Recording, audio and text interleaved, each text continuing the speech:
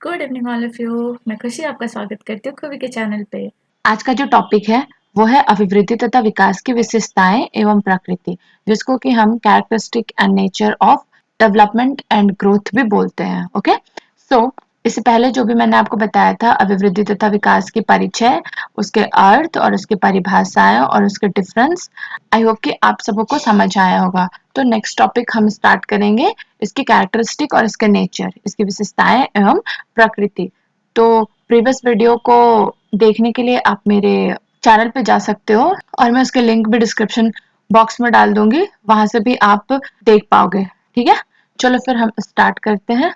उससे पहले अभी तक जिन लोगों ने सब्सक्राइब नहीं किया है, सब्सक्राइब कर देना और बेल आइकन प्रेस कर लेना, जिससे कि मेरे सारे वीडियोस समय पे आप तक पहुंच जाए। ओके, चलो फिर मैं अकॉर्डिंग टू सिलेबस चल रही हूँ। मैंने सिलेबस भी प्रीवियस वीडियो में डिस्कस करा है, तो आप लोग देख लेना। ओके, तो फिर स्टार्ट करते हैं। तो यहाँ पे है अभिवृद्धि तथा विकास की विशेषताएं एवं प्रकृति। तो सबसे पहले हम अभिवृद्धि के बारे में देखेंगे। मैंने अभिवृद्धि के बारे में बताया था, ठीक है, तो मैंने इतना अच्छे से क्लियर किया था जिससे कि मैं विश्वास करती हूँ कि आप लोगों को समझ में आएगा और आप अपने से भी इस चीज को कर पाओगे। ठीक है, अभिवृद्धि का मतलब क्या है कि वो एक समय पे जाके रुक जाती है। ठीक है, तो चलो फिर इसकी विशेषताएं देखते हैं। अभिवृद्धि की विशेषताएं एवं प्रकृति निम्नलिखित है। ठीक है, तो यहाँ पे पहला पॉइंट जो है, अभिवृद्धि परिमाणात्मक होती है। ठीक है, तो यहाँ पे मैंने आपको बताया था अभिवृद्धि को क्या करते हैं हम, वो परिमाणात्मक होती है। परिमाणात्मक इन द सेंस वो क्वांटिटेटिव होती है, जिसको कि हम नाप सकते हैं, माप सकते हैं। हमारा दूसरा पॉइंट वही है कि अभिवृद्धि को मापा जा सकता है। ठीक है, हमारे शरीर का वेट हो गया, हमारी हाइट हो गई, ठीक है, ये सब कुछ क्या है, हम इसको नाप सकते हैं, माप सकते हैं। और अभिवृद्धि में क्या होता है कि एक निश्चित समय तक ही ये चलता है, ये रेगुलर नहीं होता, मतलब विकास की तरह नहीं होता। ये एक निश्चित समय पे ही जाता है और ये लिमिटेड होता है, और एक पॉइंट पे जाके अभिवृद्धि हमारी रुक जाती है। और उसको हम क्या करते हैं, उसको हम माप सकते हैं, नाप सकते हैं। अभिवृद्धि जो है वो हमारी शारीरिक चीजों को बताता है, हमारे शारीरिक विशेषताओं को बताता है। ठीक है, वो हमारे शरीर के भार को, हमारे शरीर के हाइट को बताता है। ठीक है, तो इसी प्रकार से अगर आगे हम देखेंगे तो अभिवृद्धि मनुष्य के विकास की एक प्रक्रिया है। ये क्या है, अभिवृद्धि क्या है, वो मनुष्य के विकास की, हर मनुष्य के विकास की क्या है, अभिवृद्धि एक प्रक्रिया है। ठीक है, अभिवृद्धि होना इंसान में जरूरी है। ठीक है, जिस प्रकार से विकास हमारे जीवन में हर दिन होता है, उसी प्रकार से अभिवृद्धि भी जो है वो मनुष्य की विकास की एक प्रक्रिया है। ठीक है, सो नेक्स्ट पॉइंट हम देखेंगे। सो नेक्स्ट पॉइंट क्या है, अभिवृद्धि की चरम सीमा परिपक्वता होती है। जब हमारे अंदर मैच्योरिटी आती है ना, वो क्या होती है, अभिवृद्धि की चरम सीमा होती है। ठीक है, तो जब हम बच्चे होते हैं तो हम बच्चों जैसी हरकतें करते हैं। ठीक है, जैसे जैसे हम बढ़ते जाते हैं, हमें सोचने, समझने, बुझने की क्षमता भी बढ़ती जाती है, हम परिपक्व होते जाते हैं। ठीक है, हम मैच्योर होते जाते हैं। अगर देखे होगे आप लोग भी, बच्चे बच्चे जब छोटे होते हैं तो देखना उनको मतलब किसी चीज की समझ नहीं होती, वो किसी भी चीज पर रिएक्ट करते हैं। ठीक है, लेकिन जैसे जैसे वो बड़े होते जाते हैं उनको समझ में आने लगते हैं कि हाँ, ये चीज है जिसपे मैं हमको रिएक्ट करना है, और एक दूसरी चीज है जिसपे हमको रिएक्ट नहीं करना है। तो ये क्या होती है, हमारी परिपक्वता को दर्शाती है। ठीक है, तो इसी प्रकार से बोलते हैं कि अभिवृद्धि की चरम सीमा जो होती है वो परिपक्वता होती है, हमारी मैच्योरिटी होती है। ओके, सो अभिवृद्धि नियमित होता है। अभिवृद्धि क्या होता है, नियमित होता है। हर चीज जो लाइफ में होता है वो एक सीक्वेंस के तहत होता है। ओके, तो यहाँ पे अभिवृद्धि नियमित होती है, इसका क्या तात्पर्य है, तो हम देखेंगे कि जब शिशु छोटा होता है, जब वो जन्म लेता है, ठीक है, वो बहुत छोटा होता है। ओके, उसके बाद धीरे धीरे हम उसके ग्रोथ को देखेंगे। ठीक है, अगर हम उसके ग्राफ को ड्रॉ करेंगे तो क्या होता है, धीरे धीरे वो आगे की ओर बढ़ते जाता है। तो ये क्या हो रहा है, एक नियम के तहत वो चल रहा है। जब वो छोटा है, उसके हाथ पाँव, उसके नाक आँख कान, उसके शरीर की आकार सब छोटी होती है। जैसे जैसे वो उम्र में बढ़ता है, ठीक है, उसकी हाइट भी क्या होती है, उसकी ऊंचाई क्या होती है, उसकी चौड़ाई क्या होती है, वो भी बढ़ती जाती है। ठीक है, तो ये क्या हो रहा है, एक नियम के तहत हो रहा है। स्टार्टिंग में अगर आप देखोगे तो जब शिशु छोटा होता है वो अपनी माँ के गोद में होता है, और उसके बाद धीरे धीरे जब वो 2 महीने, 3 महीने, 4 महीने, 5 महीने, क्या होता है कि अगर उसको आप बेड में लेटाओगे तो क्या होगा, वो अपने हाथ पैर मारेगा। ठीक है, हाथ पैर मारना स्टार्ट करता है, फिर धीरे धीरे वो बैठना स्टार्ट करता है, धीरे धीरे फिर वो चलना स्टार्ट करता है। आप अगर अपनी उंगलियों को उसके छोटे छोटे हाथ में दोगे तो वो आपकी उंगलियों को पकड़ेगा।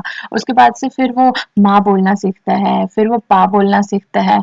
तो ये क्या होता है, एक नियम होता है, ये नियम के तहत चलता है, ठीक है। तब तो धीरे धीरे वो बोलना सीखना स्टार्ट कर देता है, चलना सीखना स्टार्ट कर देता है ना। तो ये सब क्या होती है, एक नियमित तरीके से होती है। इसी के लिए यहाँ पे बोल रहे हैं कि अभिवृद्धि नियमित होती है। नेक्स्ट, अभिवृद्धि वंशानुक्रम तथा पर्यावरण का परिमाण होता है। बहुत इजी है कि अभिवृद्धि में जब हम एक बच्चे को बढ़ाते हैं, बच्चे का विकास करते हैं, उसमें सबसे ज्यादा जरूरी क्या है, वहाँ का पर्यावरण, घर का एनवायरनमेंट, समाज का एनवायरनमेंट, वो जिस स्कूल में जा रहा है उस स्कूल का एनवायरनमेंट, बच्चे के फ्रेंड सर्कल का एनवायरनमेंट, ठीक है। उसी प्रकार से वंशानुक्रम, वंशानुक्रम हेरिडिटी, ठीक है, कुछ चीजें खानदानी तरीके से चलती आती है, तो ये भी जरूरी है। बच्चा जो बड़ा हो रहा है, जब वो जिस परिवेश में बड़ा हो रहा है, जिस तरीके से बड़ा हो रहा है, ये भी अभिवृद्धि के लिए जरूरी है। नेक्स्ट पॉइंट, अभिवृद्धि का संबंध प्राणी के शरीर में परिवर्तनों से है। जस्ट नाउ मैंने आपको बताया था कि अभिवृद्धि का संबंध क्या है, प्राणी के शरीर से है, ठीक है। ये शरीर में दिखता है जब हम अभिवृद्धि करते हैं, पर डे जब हमारे शरीर में वृद्धि आती है वो हमें दिखता है, वो हमारे शरीर में परिवर्तन को लाता है और वो दिखता है। तो ये हो गया आपकी अभिवृद्धि की विशेषताएं एवं प्रकृति, ठीक है, ये क्लियर है।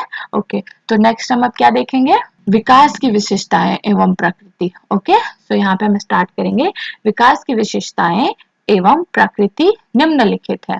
फर्स्ट पॉइंट, विकास का आशय भी परिपक्वात्मक परिवर्तनों से है। ओके, तो यहाँ पे क्या बोलता है, जब हमें विकास होता है, ठीक है, हम जब डेवलप करते हैं अपने जीवन में, तो सबसे पहले यहाँ पे भी मैच्योरिटी देखी जाती है। हम मैच्योर होते हैं हर चीज़ों में, हमारे जो बात करने का तरीका है उसमें हम मैच्योरिटी दिखाते हैं, हमारे चलने फिरने के तरीके में हम मैच्योरिटी दिखाते हैं, हमारे हर एक एक्टिविटीज़ में लोगों से जिस तरीके से हम बात करते हैं उसमें हम अपनी मैच्योरिटी दिखाते हैं, समाज के कार्य में हम अपनी मैच्योरिटी दिखाते हैं। इसी के लिए विकास का आशय जो होता है वो परिपक्वात्मक परिवर्तनों से है। यहाँ पे ये बोल रहा है कि मैच्योरिटी विकास के साथ साथ ही हमारे जीवन में आती है। एक बच्चा को जब आप देखोगे, ठीक है, जब छोटा होगा तो क्या होता है ना, कि अगर आप उसको कुछ भी बोल दो, ठीक है, अगर उसको आप चॉकलेट दे रहे हो और फिर उसके हाथ से वो चॉकलेट छीन लो, वो क्या करता है, रोने लगता है। वो भी ऐसे नहीं रोएगा, वो जमीन में लेटना स्टार्ट कर देगा, फिर हाथ पैर मारना स्टार्ट कर देगा। तो उस टाइम पे क्या होती है, उसको उतनी समझ नहीं होती है चीजों की। लेकिन जैसे जैसे वो बड़ा होता है उसमें वो समझ आने लगती है, क्योंकि उसका विकास हो रहा है, उसका शारीरिक विकास के साथ साथ उसकी मानसिक विकास हो रही है, और इसी की वजह से उसमें परिपक्वता आ रही है, ठीक है। तो ये हो गया आपका विकास का असर परिपक्वात्मक परिवर्तनों से है, ठीक है। नेक्स्ट पॉइंट जब हम देखेंगे तो यहाँ पे लिखता है विकास प्रगतिगामी होता है। तो विकास क्या होता है, वो जीवन पर्यंत चलने वाली प्रक्रिया है, उसका अंत नहीं होता, वो प्रगति ही करता है, वो आगे ही बढ़ता है। और विकास का मतलब है कि आगे ही बढ़ाना। तो ये चीज मैं आपको पहले भी बताई हूँ कि विकास क्या है, जीवन पर्यंत चलने वाली प्रक्रिया है, ये कभी रुकता नहीं, माता के गर्भ से लेके ये मृत्यु तक चलती है। हम हर दिन अपने जीवन में कुछ ना कुछ नया सीखते हैं। तो ये क्या हुई, इसकी विशेषता हुई, ठीक है। नेक्स्ट हम देखेंगे, बच्चों में सामाजिक एवं भावनात्मक विकास होता है। जब बच्चा छोटा होता है ना, उसको समाज की कोई चिंता नहीं होती है, उसको पता नहीं होता कि समाज है क्या एग्जैक्टली। उसी प्रकार से उसको अपने इमोशन पे भी कंट्रोल नहीं रहता है। लेकिन जैसे जैसे वो विकास की ओर बढ़ता है, जैसे जैसे वो बड़ा होते जाता है, जैसे जैसे उसको समझ में आने लगती है चीजें, जैसे जैसे वो मानसिक तरीके से परिपक्व होते जाता है, जैसे जैसे वो शारीरिक तरीके से परिपक्व होते जाता है, तो उस समय क्या होता है कि वो सामाजिक एवं भावनात्मक विकास की ओर भी बढ़ते जाते हैं। उसको समाज समझ में आने लगती है, वो समाज के लिए कुछ करना चाहता है, वो अपने इमोशंस पे कंट्रोल रखता है, उसको पता होता है कि उसको किस वक्त कौन से इमोशन को जाहिर करना है, ठीक है। सो नेक्स्ट, विकास जीवन पर्यंत चलने वाली प्रक्रिया है। मैंने अभी अभी आपको बताया था कि विकास क्या है, जीवन पर्यंत चलने वाली प्रक्रिया है। नेक्स्ट, विकास को वंशानुक्रम एवं पर्यावरण दोनों प्रभावित करता है। मैंने अभिवृद्धि में भी बताया था कि अभिवृद्धि के लिए पर्यावरण और वंशानुक्रम दोनों जरूरी है। उसी प्रकार से विकास के लिए भी वंशानुक्रम एवं पर्यावरण दोनों जरूरी है। ठीक है। अगर हम इन्वायरमेंट का एग्जाम्पल देंगे तो हमने बहुत सारी मूवीज देखी है, ठीक है, कि कोई चोर का बेटा होता है और वो पुलिस के घर में पलता बढ़ता है तो वो पुलिस बन जाता है, ठीक है। अगर कोई पुलिस का बेटा है और कोई उसको चोरी करके ले गया कोई चोर के घर में और वहीं पे वो पल रहा है बढ़ रहा है, वो उस इन्वायरमेंट में रह रहा है, तो क्या होता है वो उसी तरीके से बनेगा, उसी तरीके से उसकी विकास होगी। इसी के चलते यहाँ पे विकास के लिए भी वंशानुक्रम और पर्यावरण दोनों जरूरी है, ठीक है। नेक्स्ट देखेंगे, विकास एक जटिल प्रक्रिया है।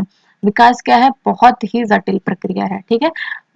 तो इसमें क्या होता है कि कठिनाइयां आती हैं सीखने में के दौर में, कठिनाइयां बहुत आती हैं, लेकिन विकास होता है हमारे जीवन में, तो इसी के लिए विकास एक जटिल प्रक्रिया है। नेक्स्ट हम देखेंगे, विकास का उद्देश्य समाज योजना स्थापित करना होता है, ठीक है। ये क्या होता है कि समाज, हम समाज से कुछ सीखते हैं, ठीक है, विकास में समाज भी हमारी हेल्प करती है। तो जब हम विकसित हो रहे हैं, जब हम शारीरिक तौर से हमारी विकास हो रही है, जब मानसिक तौर से हमारा विकास हो रहा है, जब हम आगे बढ़ रहे हैं, तो हम क्या करेंगे, हम समाज के बारे में भी सोचेंगे, हम लोगों के बारे में सोचेंगे, तो हम उनका भी विकास करेंगे, हम उनमें घुलना मिलना स्टार्ट करेंगे, है ना। वरना जब हम किसी चीज को जानेंगे ही नहीं तो क्या होगा कि हम लोगों से बात ही नहीं करेंगे, हम हर चीज में एटीट्यूड दिखाएंगे अपना। तो जब हम में वो चीज आती है, जब हमें परिपक्वता आती है, हमें मैच्योरिटी आती है, तो हमें समझ में आता है कि किस समय में कैसे हमें रिएक्ट करना है, और फिर वो क्या होता है, वो हर एक लोगों से हमें समायोजन स्थापित करने में हमारी मदद करता है, ठीक है। तो ये हो गया आपका अभिवृद्धि और विकास की विशेषताएं एवं प्रकृति। किसी को कोई डाउट हो तो बेहिचक कमेंट बॉक्स में कमेंट करना, मैं फिर से एक्सप्लेन करूंगी, ठीक है। नेक्स्ट जो टॉपिक है वो है अभिवृद्धि और विकास के सिद्धांत। तो यहाँ पे हम देखेंगे principle of development and growth. तो यहाँ पे क्या बोलता है, मनुष्य के विकास की प्रक्रिया गर्भ अवस्था से ही आरंभ हो जाती है। गर्भ अवस्था से आरंभ हुआ विकास जीवन पर्यंत निरंतर चलता रहता है। पहले भी बताया था कि जो विकास की प्रक्रिया होती है ना, वो माता के गर्भ से ही शुरू हो जाती है और कहाँ तक चलती है, मृत्यु तक चलती है, ठीक है। और ये एक निरंतर प्रक्रिया होता है, ठीक है ना। ये मतलब एक सिस्टमेटिक तरीके से होता है, हम कोई भी चीज जब करते हैं तो एक सिस्टम के तहत करते हैं, तो वैसे ही जो बालक का विकास होता है, शिशु का जो विकास होता है, उसका भी एक सिस्टमैटिक तरीका होता है, ठीक है, वो भी एक नियम के अनुसार होता है और निरंतर होता है। ये परिवर्तन कुछ निश्चित सिद्धांतों के अनुरूप होते हैं। किसके अनुरूप होते हैं, कुछ सिद्धांत है इसके लिए भी, कुछ प्रिंसिपल्स हैं इसके, ठीक है। व्यक्ति के विकास के अनेक मनोवैज्ञानिक सिद्धांत हैं, जिनमें से कुछ निम्नलिखित हैं, ठीक है। कुछ पॉइंट्स को हम अभी देखेंगे, ठीक है, और समझेंगे। पहला पॉइंट हम लोग देखेंगे निरंतरता का सिद्धांत, जिसको कि हम बोलते हैं प्रिंसिपल ऑफ कंटिन्यूअस डेवलपमेंट। तो यहाँ पे बोलता है शारीरिक और मानसिक विकास धीरे धीरे और निरंतर चलने वाली प्रक्रिया है, जो जन्म से मृत्यु तक चलती है, पर वृद्धि एक निश्चित आयु तक होती है।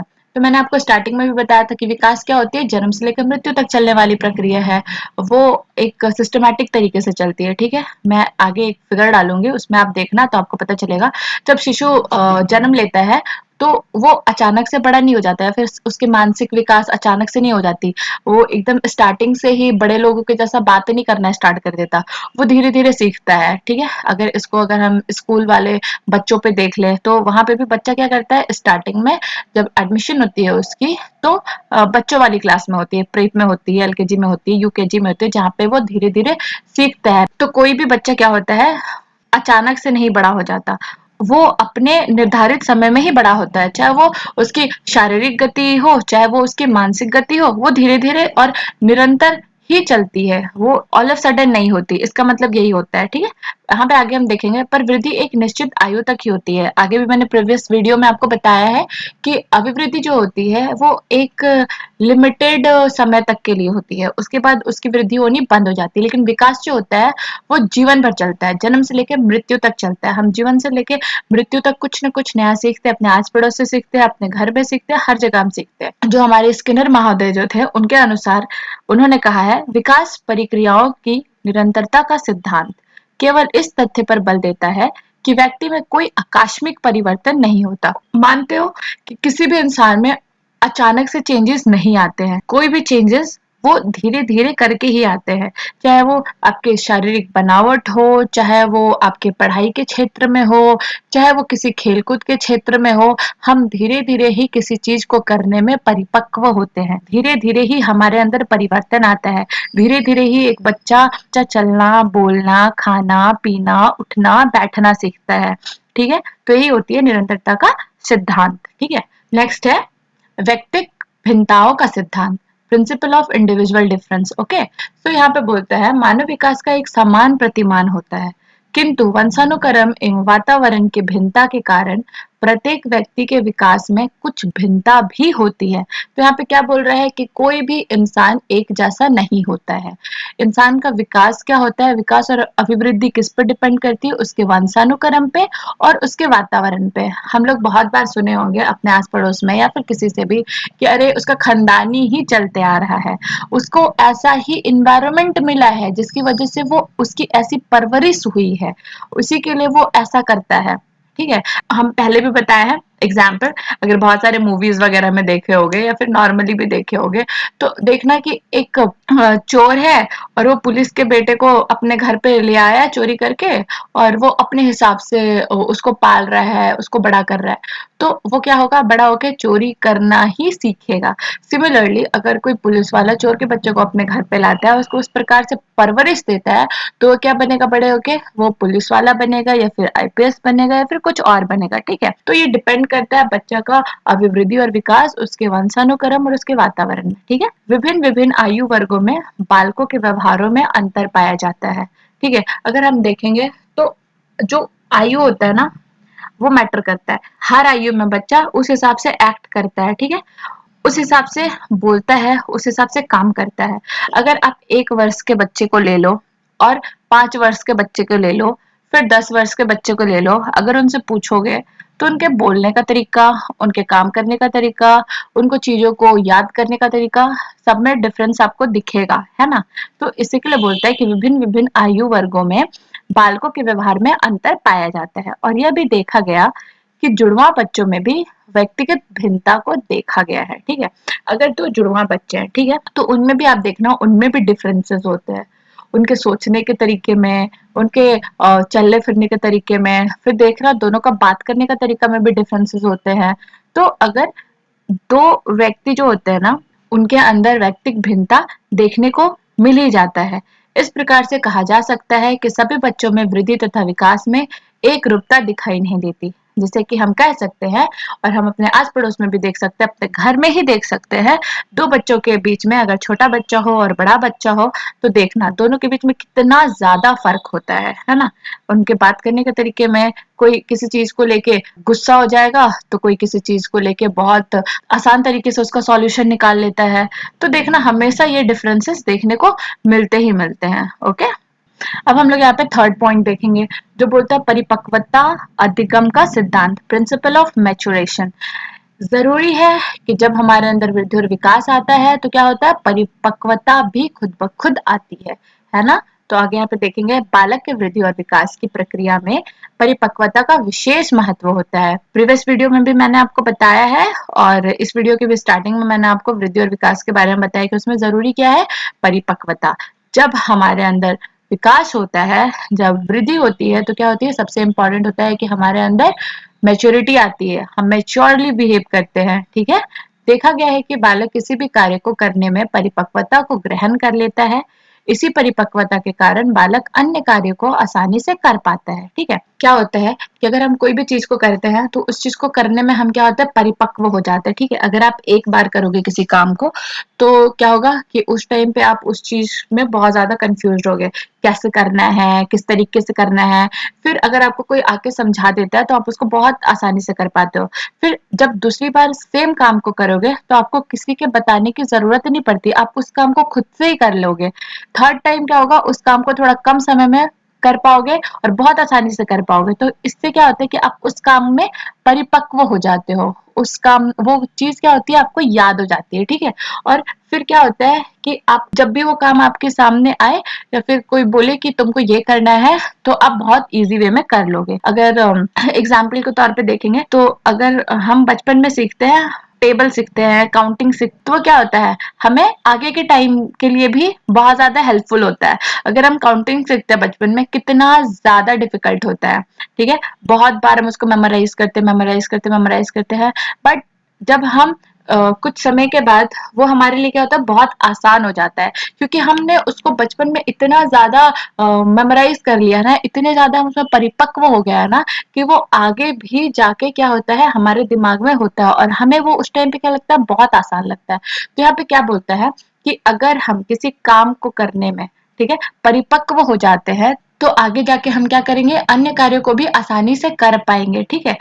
अगर बच्चा टेबल जान रहा है, ठीक है, और आगे जाके उसको अगर कोई मल्टीप्लिकेशन देता है, तो उसके लिए बहुत आसान हो जाएगा कि वो जल्दी से मल्टीप्लिकेशन को सॉल्व करके उसका आंसर निकाल सकता है, क्योंकि उसको टेबल पता है, क्योंकि उसको काउंटिंग आता है ना। तो यही बोल रहे हैं कि अगर आप किसी चीज में परिपक्व हो जाओगे, तो आगे जाके उसको आप किसी भी कार्य में आसानी से इस्तेमाल कर सकते हो। नेक्स्ट देखेंगे एकीकरण का सिद्धांत। ओके, सो इसको क्या बोलते हैं, प्रिंसिपल ऑफ इंटीग्रेशन। ओके, एकीकरण का सिद्धांत, इसमें क्या बोलता है, विकास की प्रक्रिया एकीकरण के सिद्धांत का पालन करती है। किसका पालन करती है, एकीकरण के सिद्धांत का पालन करती है। इस सिद्धांत के अनुसार बच्चा पहले संपूर्ण अंक को, फिर बाद में विशिष्ट भागों का प्रयोग कर पाता है, या अंगों को चलाना सीखता है। इसके बाद वह उन भागों में एकीकरण करना सीखता है, ठीक है। मैं इसका एक उदाहरण दूंगी जिससे आपको बहुत आसानी से समझ में आ जाएगा।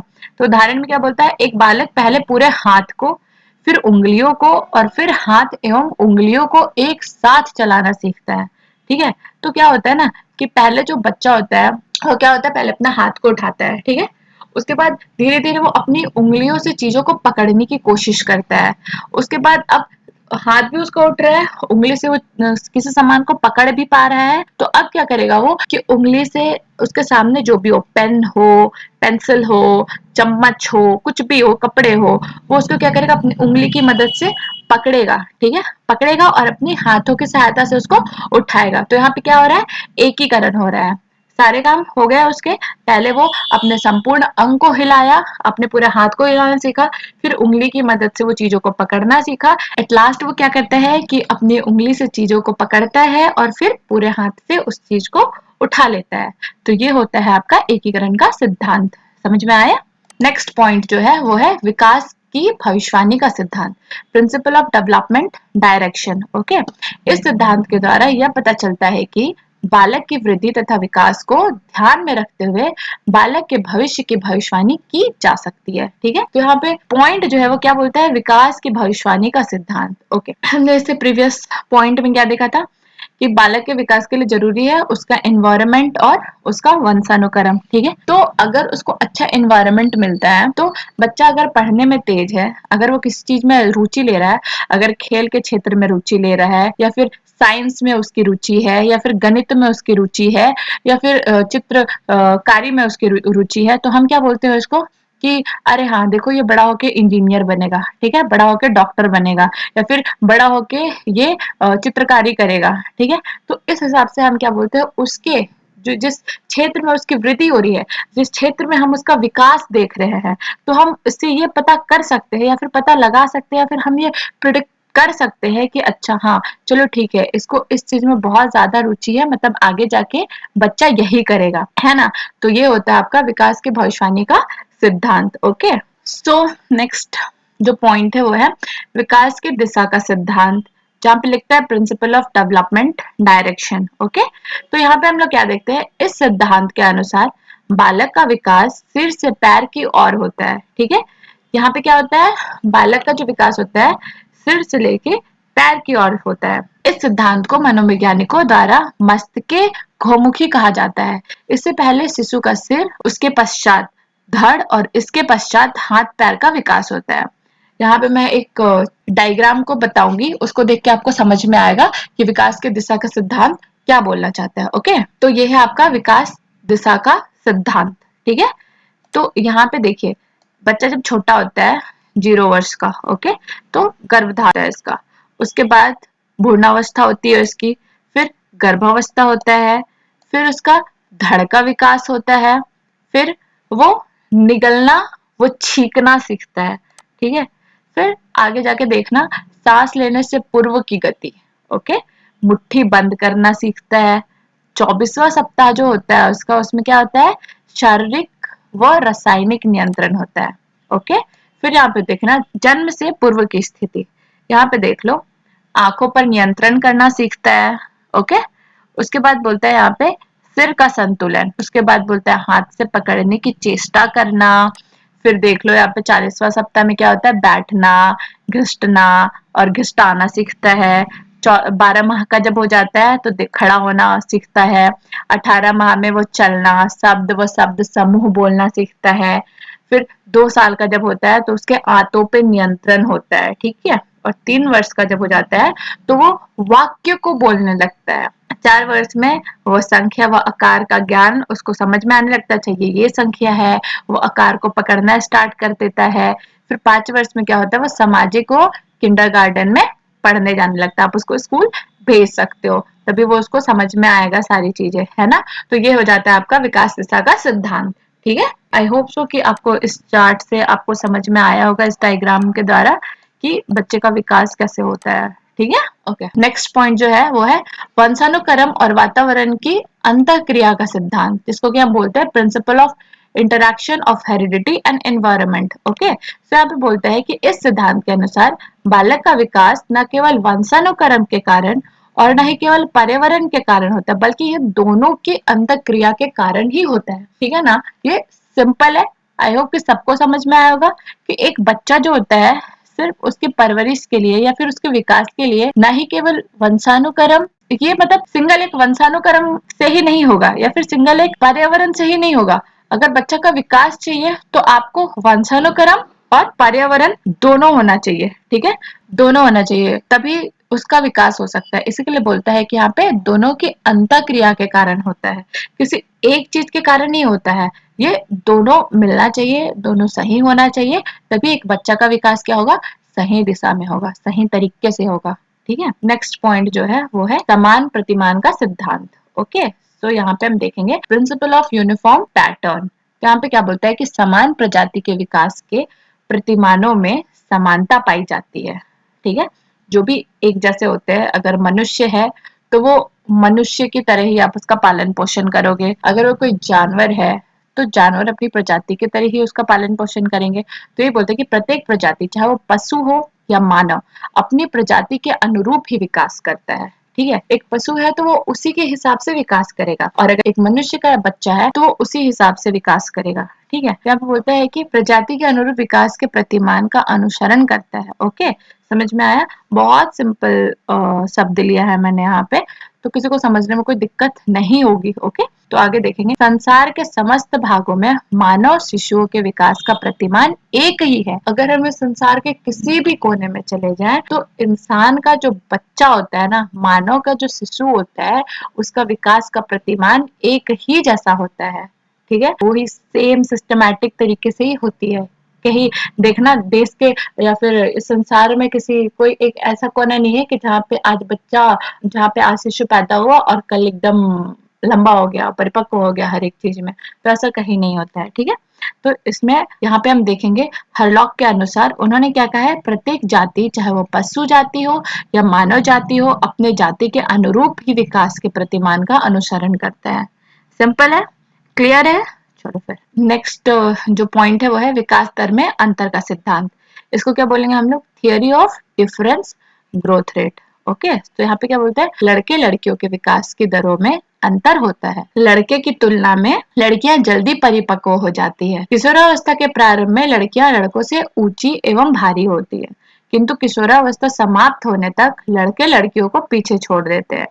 सभी अंगों का विकास एक गति से न होकर भिन्न भिन्न गति से होता है। शरीर के कुछ अंग तेजी से विकसित होते हैं, जबकि कुछ अंग मंद गति से होते हैं। सबको पता है कि लड़के और लड़कियों का जो विकास होता है वो एक जैसा नहीं होता है, क्योंकि दोनों की शरीर की जो बनावट होती है ना, वो अलग अलग होती है, ठीक है। तो यहाँ पे बोला जाता है कि किशोरावस्था जो होती है उसमें क्या होती है, लड़कियां जो होती है बहुत तेजी से बढ़ती है, ओके। और जब किशोरावस्था खत्म होता है तो लड़के जो होते हैं वो लड़कियों से जल्दी विकास करते हैं। एक और चीज यहाँ पे देखोगे, शरीर के जो कुछ अंग होते हैं ना, वो कुछ अंग क्या होते हैं, तेजी से विकसित होते हैं, तो कुछ अंग ऐसे होते हैं जो थोड़े मंद गति से विकसित होते हैं। ठीक है, तो यहाँ पे एक और चीज बोला जाता है कि लड़के जो होते हैं उसकी अपेक्षा लड़कियां जो होती है वो जल्दी परिपक्व होती है, जल्दी मैच्योर होती है, जल्दी चीजों को ग्रैब करना सीखती हैं किसी चीज को, है ना। तो ये चीज यहाँ पे बताया गया है। ओके, आई होप सबको समझ में आया होगा। तो ये हो गया आपका principle of development and growth. Next हम देखेंगे अभिवृद्धि एवं विकास के सिद्धांतों का शैक्षिक महत्व। तो यहाँ पे हमें क्या देखना है कि कैसे अभिवृद्धि एवं विकास का शैक्षिक महत्व होता है, किस प्रकार से ये शिक्षा में महत्व देता है अपना। इसको हम क्या बोलते हैं, general theory of specific actions. Okay, तो यहाँ पे क्या बोलता है कि वृद्धि एवं विकास के सिद्धांतों का ज्ञान शिक्षक के लिए आवश्यक माना जाता है। पहले भी मैंने बताया है प्रीवियस वीडियो में कि इम्पोर्टेंट क्या है कि एक शिक्षक को, क्योंकि बच्चा क्या होता है most of the time school में होता है, तो वहां पे शिक्षक को जरूरी है कि उसको जो बाल मनोविज्ञान होता है उसकी जानकारी हो, ताकि वो बच्चे को समझ सके, उनकी एक्टिविटी को समझ सके और उसके हिसाब से उनके साथ व्यवहार करने सके। ठीक है, यहाँ पे लिखते हैं क्योंकि बालक की शिक्षा की व्यवस्था शिक्षक के द्वारा ही की जाती है। किसके द्वारा की जाती है, शिक्षक के द्वारा ही की जाती है। ओके, पहला पॉइंट क्या है, बालक की शारीरिक, मानसिक, संवेगात्मक एवं अन्य आवश्यकताओं को ध्यान में रखकर ही शिक्षा की व्यवस्था करनी चाहिए। हमें देखना चाहिए कि उसकी शारीरिक कंडीशन क्या है, मतलब जो हमारा शिक्षा का व्यवस्था है वो बच्चा के लिए ठीक है कि नहीं, वहाँ का एनवायरनमेंट ठीक है कि नहीं, या फिर वो जिस तरीके के जगह में रह रहा है उसको चीजें समझ में आ रही है कि नहीं, या फिर किस तरीके से वो इमोशनली चीजों को ले रहा है। तो इन सारी चीजों को ध्यान में रखते हुए हमें क्या करना चाहिए, शिक्षा की व्यवस्था करनी चाहिए। ठीक है, जिससे कि बच्चों को ना शारीरिक तौर से कोई कष्ट हो, ना मानसिक तौर से उसको लगे कि हाँ मेरे साथ जबरदस्ती किया जा रहा है, या तो फिर ना उसके इमोशन में उसको लगे कि नहीं मेरे साथ ये गलत हो रहा है और वो किसी किसी चीज को लेके बहुत इमोशनल हो जाए। तो ऐसा नहीं होना है, उसकी हर एक चीजों को देखते हुए उस हिसाब से हमें व्यवस्था करनी है जिससे कि बच्चे पढ़ाई पे ध्यान लगा सके, है ना। नेक्स्ट पॉइंट क्या है, यह सिद्धांत पाठ्यक्रम निर्माण में बड़े सहायक होते हैं। पाठ्यक्रम इस प्रकार का बनाया जाना चाहिए जिससे बालक का सभी क्षेत्रों में विकास हो सके। तो यहाँ पे क्या बोलते हैं, पाठ्यक्रम सिलेबस हमें इस तरीके से बनाना चाहिए जिससे कि उसको हर क्षेत्र में विकास हो सके। ऐसे नहीं कि किसी सिर्फ एक ही क्षेत्र में।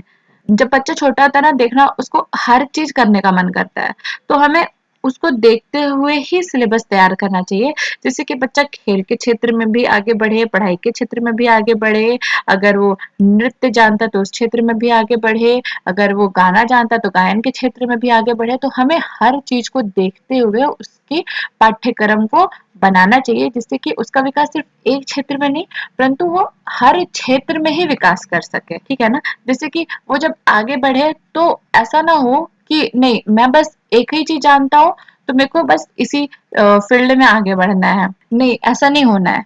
हमें उसके हर एक उसकी रुचि को देखते हुए, उसकी हाव भाव को देखते हुए हमें उस तरीके से हमें पाठ्यक्रम तैयार करना है जिससे कि बच्चा हर एक क्षेत्र में आगे बढ़े। ठीक है, नेक्स्ट पॉइंट है, शिक्षक को व्यक्तिगत विभिन्नताओं को ध्यान में रखते हुए शिक्षा प्रक्रिया को आगे बढ़ाना चाहिए। एक शिक्षक का क्या कर्तव्य है कि क्लास में मौजूद हर एक बच्चों पे उसका ध्यान हो। तो अगर वो हर एक बच्चों को देखता है तो हर एक, अभी जस्ट नाउ मैंने बताया कि हर एक की जो व्यक्तिगत विभिन्नताएं होती है, हम सब में हर एक में व्यक्तिगत भिन्नता होती है। ठीक है, हर किसी का सोचने का तरीका अलग होता है, पढ़ने का तरीका अलग होता है, चीजों को याद करने का तरीका अलग होता है, हर किसी की रुचि अलग अलग क्षेत्र में होती है।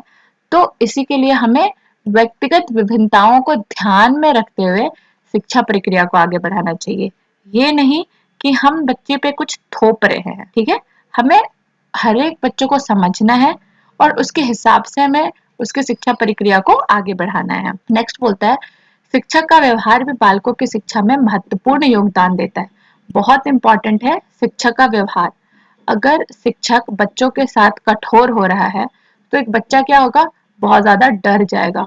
फिर वो जिस क्षेत्र में उसको रुचि करना चाहिए, जिस क्षेत्र में उसको आगे बढ़ना चाहिए, वो उस क्षेत्र में आगे बढ़ ही नहीं पाएगा क्योंकि उसके अंदर इतना डर हो गया है ना।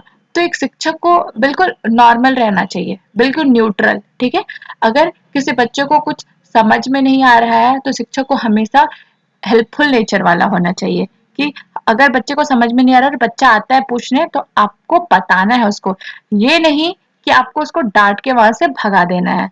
तो इसी के लिए यहाँ पे बोलता है कि शिक्षक का व्यवहार भी बालकों की शिक्षा में महत्वपूर्ण योगदान होता है। मोस्ट ऑफ द टाइम एक बालक क्या होता है, स्कूल में होता है और स्कूल में टीचर क्या होते हैं, उसके सेकंड पेरेंट्स होते हैं। ठीक है, तो एक शिक्षक को बच्चों को एज अ पेरेंट्स भी गाइड करना है, नॉट एज अ कठोर और स्ट्रिक्ट टीचर। ठीक है ना। नेक्स्ट, वंशानुक्रम तथा वातावरण दोनों मिलकर बालक के विकास के लिए उत्तरदायी है, कोई एक नहीं। जस्ट नाउ मैंने बताया था एक बालक के विकास में वातावरण और वंशानुक्रम दोनों का होना जरूरी है, तभी एक बच्चा सही तरीके से विकास करता है। ओके, नेक्स्ट हम देखेंगे, सिद्धांतों के आधार पर यह अनुमान लगाया जा सकता है कि बालक का विकास सामान्य रूप से हो रहा है या नहीं। इस अनुमान से उनके विकास के लिए उचित शिक्षा की व्यवस्था की जानी चाहिए। ठीक है, जितने भी हमने अभी सिद्धांत देखे, प्रिंसिपल्स देखे, उसके अनुसार से हम क्या अनुमान लगाते हैं, उसके अनुसार से तो हम अनुमान लगा सकते हैं ना कि बच्चे को हमें ऐसी शिक्षा व्यवस्था देनी है जिससे कि बच्चा हर फील्ड में आगे बढ़े, वो डरे नहीं किसी चीज से, किसी चीज से हिचकिचाए नहीं। आगे अगर हमें ये भी देखना है कि हर एक बच्चों का विकास हो रहा है या नहीं, ठीक है, तो हमें ये सिद्धांत जो है ना, यही समझाता है कि आपको एक बच्चे को कैसे विकास कराना है, एक बच्चे के विकास के लिए कौन कौन से सिद्धांत होने चाहिए। यहाँ पे आपका ये टॉपिक खत्म होता है। तो आज हमने जो देखा वो हमने देखा principle of development and growth, उसके पहले हमने देखा characteristic and nature of development and growth, और फिर हमने क्या देखा कि शिक्षा के क्षेत्र में हम इसको कैसे इस्तेमाल कर सकते हैं। ठीक है, तो नेक्स्ट टॉपिक जो होगा मेरा वो होगा आपका factor affecting development and growth. ठीक है, अभिवृद्धि और विकास को प्रभावित करने वाले कारक। ठीक है, तो उसके लिए आपको मेरे नेक्स्ट वीडियो का इंतजार करना होगा। ये टॉपिक जब खत्म होगा तो मेरे नेक्स्ट वीडियो में मैं इससे रिलेटेड कुछ क्वेश्चंस बताऊंगी जिसको आप नोट डाउन कर लेना, तो क्या होगा उससे आपको एग्जाम में काफी हेल्प मिलेगी। ओके, चलो फिर बाय बाय, टेक केयर।